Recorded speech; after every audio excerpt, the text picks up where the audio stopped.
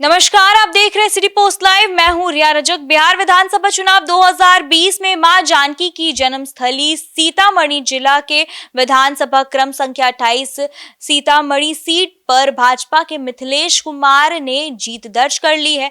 उन्होंने अपने निकटतम प्रतिद्वंदी राजद के सुनील कुमार को 11,475 मतों के अंदर से हरा दिया है। क्या है ये पूरा मामला, इस पे बात करने के लिए हमारी सहयोगी मुस्कान मौजूद है। मुस्कान, बताइए कि पिछली बार सीतामढ़ी में कैसे बीजेपी की जीत संभव हुई थी? देखिए, सीतामढ़ी विधानसभा सीट पर राजद ने सुनील कुमार को टिकट दिया था और वहीं भाजपा ने मिथिलेश कुमार को मैदान में उतारा था। इसके साथ ही कुल 12 उम्मीदवार मैदान में थे। सीतामढ़ी में बीजेपी और राजद के सामने अपनी जीत हुई और जीत बचाने की चुनौती भी, सीट को भी बचाने की चुनौती थी। साल 2015 में राजद प्रत्याशी सुनील कुमार 80,000 के आसपास वोट हासिल करके विजयी घोषित हुए थे। दूसरे स्थान पर भाजपा के सुनील कुमार उर्फ पिंटू रहे थे, जिनको 60,000 से थोड़ा ज़्यादा वोट मिले थे, लेकिन उतना नहीं मिल पाया था। जी, मां जानकी के मंदिर का निर्माण का कितना असर पड़ेगा चुनाव में? बहुत असर पड़ेगा। जैसे राम मंदिर का असर पड़ा था, वैसे जानकी का भी पड़ेगा। आपको बता दें, बिहार विधानसभा चुनाव में सीतामढ़ी सियासी और धार्मिक चर्चाओं के केंद्र में है। नेपाल की सीमा से सटे इस विधानसभा क्षेत्र में माता सीता की जन्मस्थली पुनौरा धाम स्थित है। यहाँ माता सीता के मंदिर के शिलान्यास में यहाँ की सियासी हवा को एक और रंग दे दिया है और भगवा पार्टी के लिए इसे मास्टर स्ट्रोक माना जा रहा है। सियासी समीकरण और इतिहास क्या है?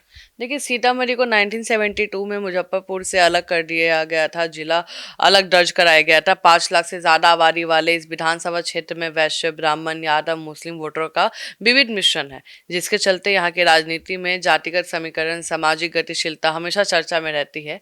कांग्रेस ने सीट पर 5 बार जीत दर्ज की। आखिरी बार 1985 में इस सीट पर कांग्रेस को सफलता मिली थी।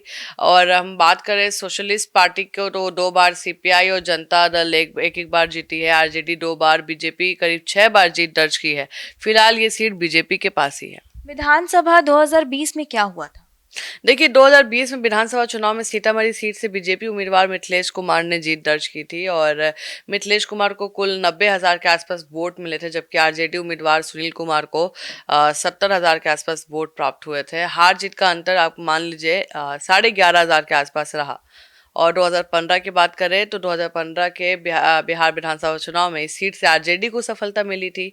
आरजेडी के सुनील कुमार ने बीजेपी के वो उम्मीदवार उनको कुल 80,000 के वोट से, मतलब समझिए, वो जीते थे और जो अंतर था हार जीत का, वो 14,000 के आसपास का वोट था। जी। और वर्ष 2010 की विधानसभा में क्या हुआ था?